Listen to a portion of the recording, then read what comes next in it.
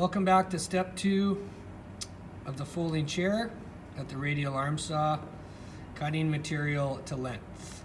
So what you'll notice here is we are preparing to cut for 2 boards at 7, there's 800, there's, remember working in millimeters, 710, 20, 30, 40, and up to here 790. So I make a mark even though it's on the wrong side. Remember, this doesn't have to be completely accurate because we're doing it oversized. So I transfer that point onto the edge. Now remember, when we're cutting at the radial arm saw, we're always looking to make sure that there is no gap along the back edge.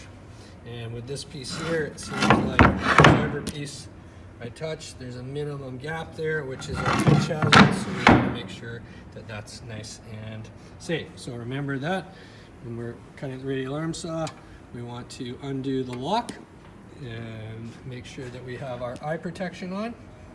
And I bring out the blade without it running, and I come and touch the right side of the left side of the tooth and return it away, and now I'm ready to cut. And remember that we always want to be 1 fist away from there, and we have our thumb tucked in, and we also, I'll back this up a bit, and now we're ready to cut. So I always have my hand on the handle, I turn it on, I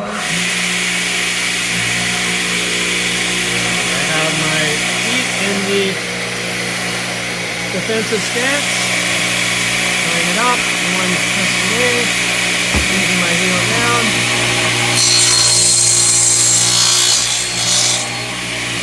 hand here, turn off, make sure I still have my hand here until I can return to the top and lock it down.